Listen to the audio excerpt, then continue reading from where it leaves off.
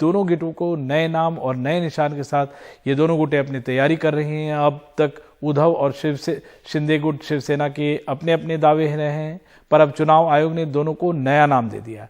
आयोग ने पहले दोनों से नए नाम और नए निशान मांगे। दोनों गुटों ने 3-3 नाम और नए निशान दिए, जिसके बाद अब चुनाव आयोग ने उद्धव ठाकरे गुट को मशाल का निशान दे दिया, जबकि उनकी पार्टी का नाम शिवसेना उद्धव बाला साहब ठाकरे होगा। वहीं एकनाथ शिंदे गुट की पार्टी का नाम अब बाला साहेब वांची शिवसेना होगा। वहीं चुनाव आयोग ने अभी शिंदे गुट को कोई चुनाव चिन्ह नहीं दिया है और उन्हें 3 नए निशान भेजने को कहा है। शनिवार के दिन चुनाव आयोग की ओर से जो शिवसेना नाम है और साथ ही साथ जो शिवसेना का चुनावी चिन्ह है धनुष्य बाण, उसे फ्रीज कर दिया गया था, जिसके बाद शिवसेना के भीतर मौजूद दोनों गुटों से यह कहा गया कि अपने अपनी ओर से नए चुनावी चिन्ह और नए चुनावी नाम दिए जाए, जिसके ऊपर वो चुनाव लड़ सकते हैं। जो एकनाथ शिंदे गुट है और साथ ही साथ जो उद्धव ठाकरे गुट है, दोनों की ओर से 3 नए नाम और 3 नए सिंबल चुनाव आयोग को दिए गए थे। और सोमवार के दिन चुनाव आयोग ने यह फैसला किया है कि जो उद्धव ठाकरे हैं उनके गुट का नाम होगा शिवसेना उद्धव बाला साहेब ठाकरे, और साथ ही साथ जो एकनाथ शिंदे हैं उनके गुट का नाम होगा बाला साहेबांची शिवसेना, मतलब बाला साहेब की शिवसेना। तो इस तरह के 2 नाम दिए गए हैं। उद्धव ठाकरे गुट को जो नया चुनावी चिन्ह दिया गया है वो मशाल का दिया गया है, जबकि एकनाथ शिंदे को फिलहाल कोई नया चुनाव चिन्ह नहीं दिया गया है, क्योंकि उनकी ओर से जो 3 चुनाव चिन्ह इलेक्शन कमीशन यानी चुनाव आयोग को दिए गए थे, उन तीनों को रद्द किया गया है, उनसे नए चुनाव चिन्ह मांगे गए हैं।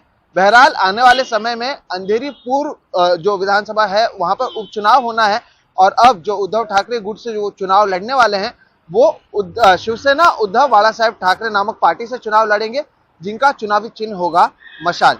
ये इसलिए भी महत्वपूर्ण है क्योंकि 14 तारीख तक जो नॉमिनेशन है, जो नामांकन की प्रक्रिया है, उसे पूरा करना है।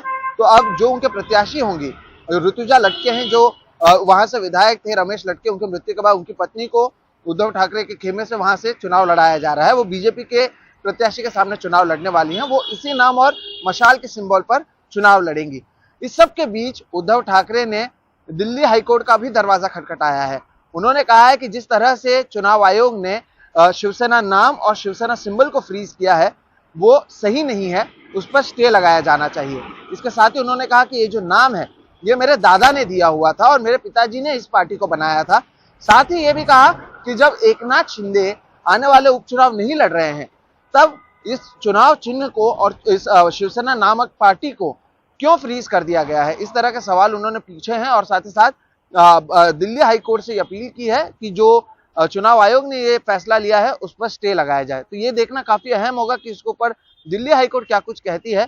लेकिन अब एकनाथ शिंदे और उद्धव ठाकरे दोनों गुटों को नया पार्टी नाम दिया गया है, और साथ ही उद्धव ठाकरे गुट है उन्हें एक नया चुनावी सिंबल यानी चुनाव चिन्ह भी दिया गया है। मुंबई से कैमरा पर्सन प्रवीण जिरोहित के साथ सोहित मिश्रा, एनडीटीवी इंडिया। दिल्ली सरकार के पूर्व मंत्री राजेंद्र पाल गौतम से दिल्ली पुलिस ने पूछताछ की है। सोमवार शाम पूर्व मंत्री के घर जाकर पुलिस ने पूछताछ की।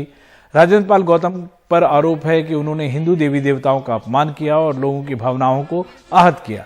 राजेंद्र पाल गौतम का कहना है कि उनसे जो कुछ पूछा गया है उन्होंने उसकी जानकारी दे दी है।